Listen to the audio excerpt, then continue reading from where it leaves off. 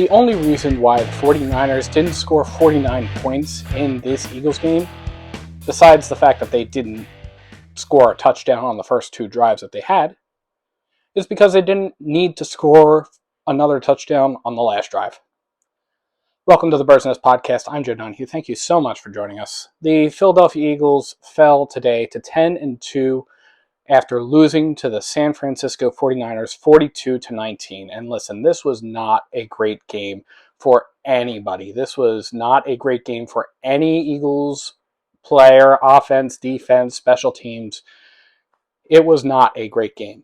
The Eagles were outplayed after the first quarter, and the 49ers just were the better team on the field through most of the game. And it really showed, and the Eagles dropped a critical game that would have set them up really, really well for the number one seed in the NFC. Instead, the 49ers get back into it.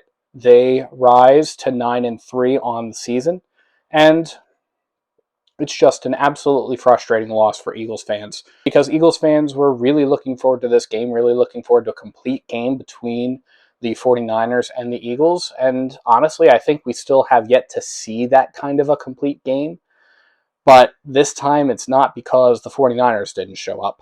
It's because the Eagles got off to a fast start. To their credit, they did get off to a fast start. The first quarter was all Philadelphia. The Eagles went down the field twice in the first quarter.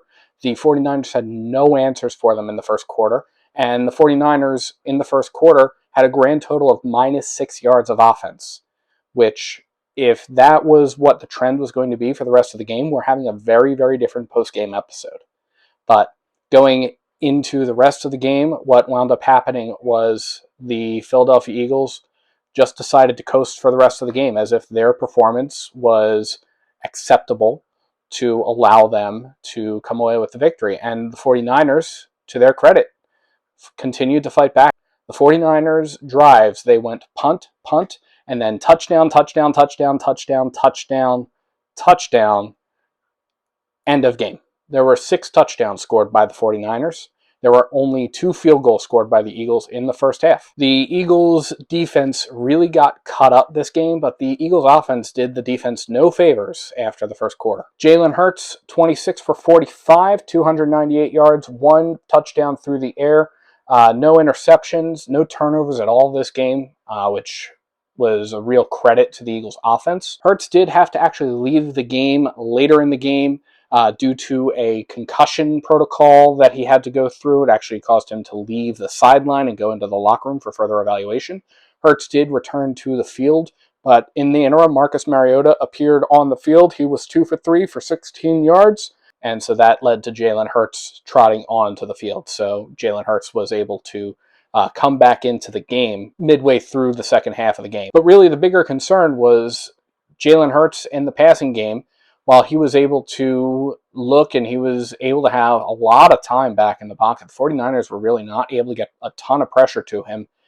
It really wasn't until later in the game, when they were starting to get a bit more pressure, Jalen Hurts just simply wasn't finding receivers. The 49ers defense was playing close on the Eagles receivers, and the Eagles receivers didn't seem to be able to break free. And Jalen Hurts, really for whatever reason, wasn't able to find some open guys. And that's what led to a lot of some of the poor decision-making that he was making there. It was frustrating to watch. And when he did throw, his biggest target was to A.J. Brown. He was targeted 13 times, 8 catches for 114 yards. His longest catch was a 38-yard reception. Devontae Smith was next in line, 11 targets, 9 catches for 96 yards, and the only Eagles touchdown through the air. Now, I started focusing on the passing, and that's because most of the Eagles' plays were passing plays. The Eagles got 46 rushing yards on 18 carries, so that's an average of 2.6 yards per carry, and the Eagles had 1 tackle for a loss. That was a loss of 2 yards there. So in the run game, the Eagles were very non-existent, and that's been a huge criticism of the Eagles over the course of this season. Now, Nick Sirianni had addressed that previously, but it definitely felt like the Eagles got away from the run game super quickly. And credit to the 49ers defense, because the 49ers defense played in the first quarter They were able to make some critical stops as the Eagles were getting into the red zone during that first quarter. The Eagles only came away with 6 points out of the first quarter, and it wasn't even because of touchdowns. They got into the red zone twice. Both times, the Eagles were very simply put not able to punch the ball into the end zone. The first time, it was a ball that was overthrown, incomplete.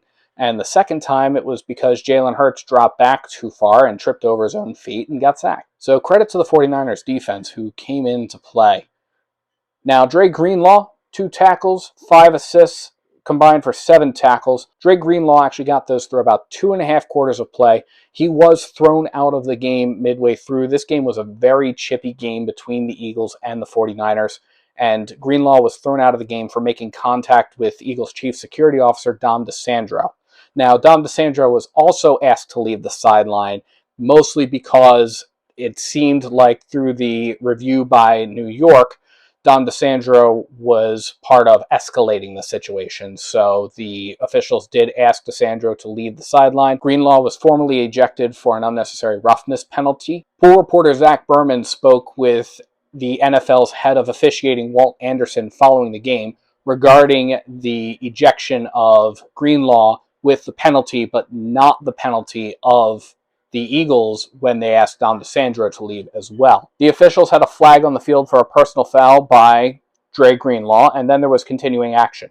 So what Rule 19, which is the rule that allows for review of plays through instant replay, allows the NFL to do is provide assistance by looking at the video. And what they saw was the staff person, Dom DeSandro, that made contact with the player, and the player made contact with the staff member. And it was that initial contact between Dom DeSandro and Dre Greenlaw that caused Greenlaw to make contact back to Dom DeSandro, and that's what caused Greenlaw's disqualification. But Rule 19, again, that review of instant replay, does not allow the NFL to throw a flag from New York. So the Eagles were able to escape from that without an unnecessary roughness penalty, but simultaneously DeSandro and Greenlaw were asked to leave the field. But even without Greenlaw, the 49ers defense was able to keep them in the game early and was able to play through the rest of the game. Jair Brown, 5 tackles, 2 assists, combined for 7 tackles.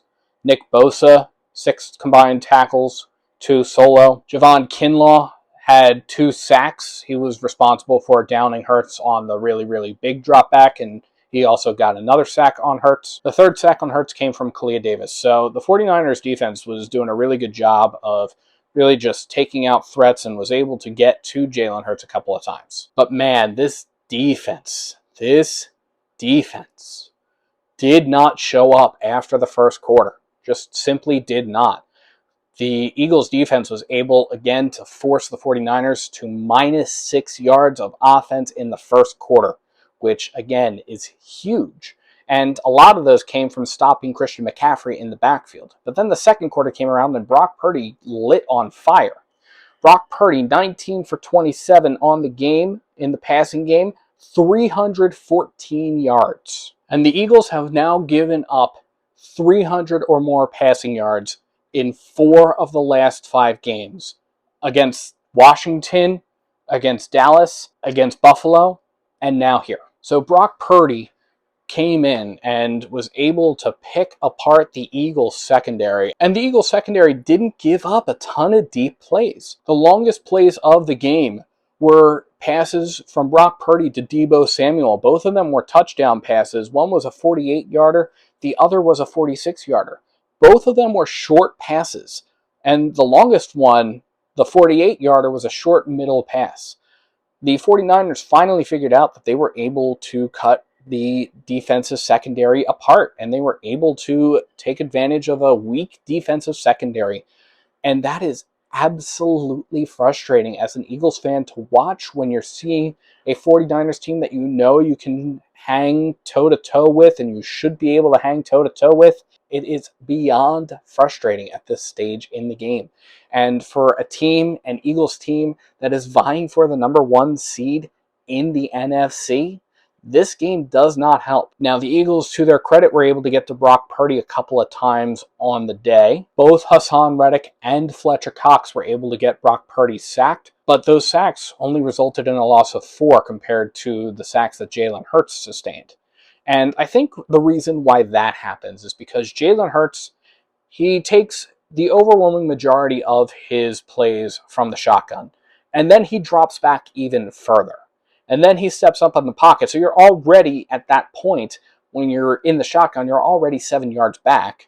And then you back up more, so now you're probably more than 10 yards back, and then you come up, and that's why Jalen Hurts is consistently losing 9, 10 yards whenever he gets sacked.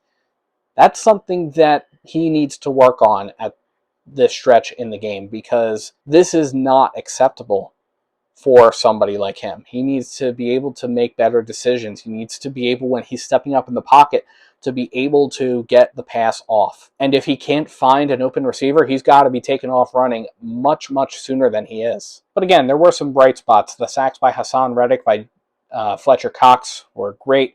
The Eagles did a decent enough job of getting pressure to Brock Purdy, but Brock Purdy was able to find the open guy in the short middle, where the Eagles defense is the weakest at this point. And we're really hoping that Shaq Leonard takes a leap and signs with us.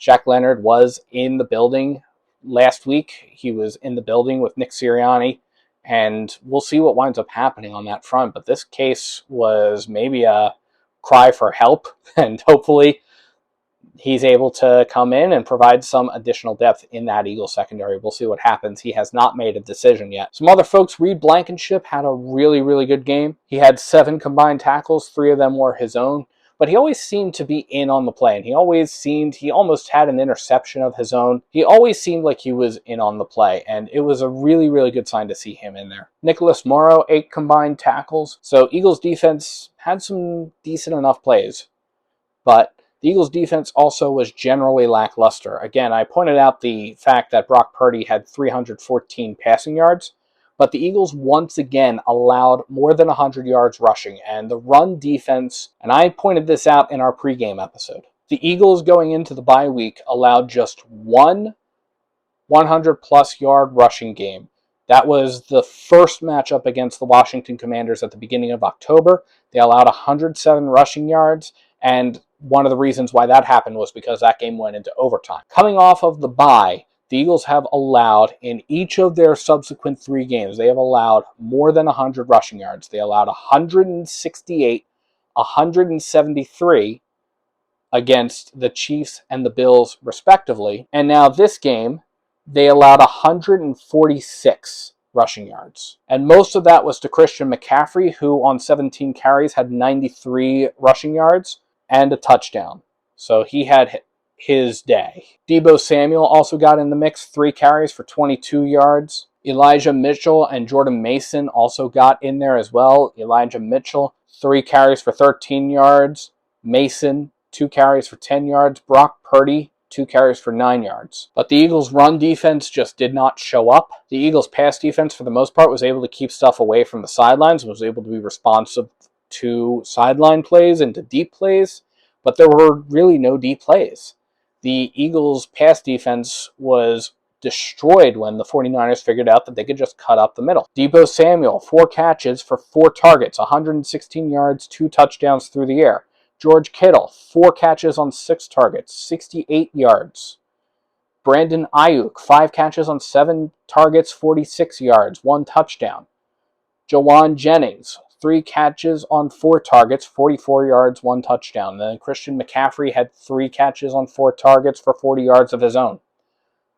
But none of these passes were deep passes. All of them were short, middle, and they were able to extend the play through yards after the catch, because the Eagles' defense, the Eagles' secondary, has been incredibly weak in the middle. And that's something that the Eagles need to focus on, and the Eagles need to make stronger. So this game is really, really a huge soul-searching game for this Eagles team, and it becomes imperative for the Eagles to figure out what happened, what was going on with this Eagles team. Why are the Eagles in this kind of a position?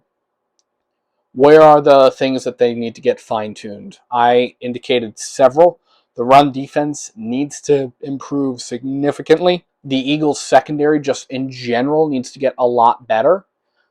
The Eagles need to focus on running the football a whole heck of a lot more.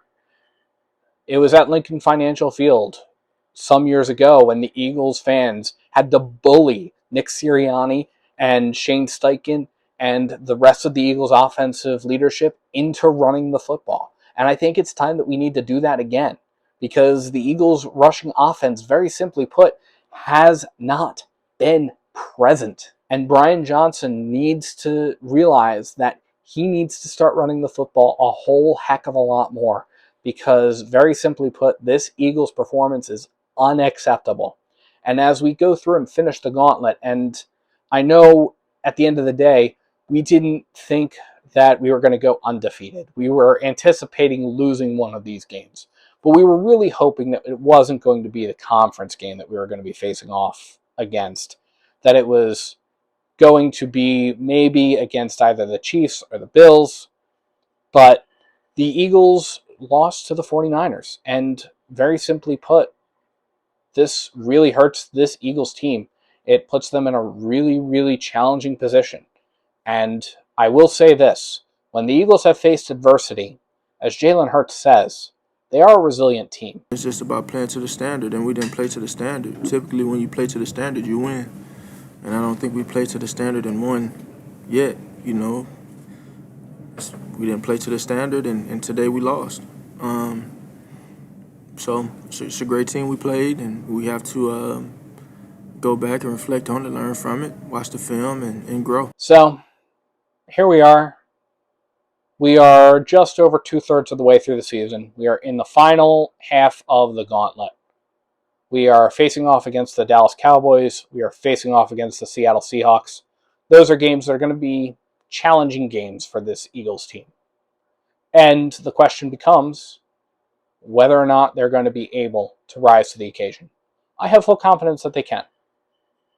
They've shown time and time again throughout this season that even though they may struggle, they will try, at least, and deliver what the Eagles need. And right now, the Eagles need wins against Dallas.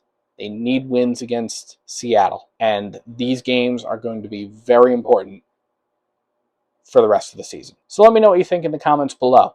What concerns do you have about this Eagles loss? Is there anything about this game, even though it was not the best game for an Eagles fan, that gives you a lot of hope? Let me know. And thank you so much to everybody for tuning into the Bird's Nest Podcast. You can support the Bird's Nest Podcast by liking and subscribing to Bird's Nest Media right here on YouTube, as well as by sharing to your social media pages. You can also find us on SoundCloud, iTunes, Google Play Music, Amazon Podcasts, and Spotify. Please visit birdsnestmedia.com for additional Eagles coverage, and if you feel so inclined to support us in a different way, you can find the link to our Patreon in the description below, as well as at birdsnestmedia.com. Thank you so much for tuning in, and let's go Eagles!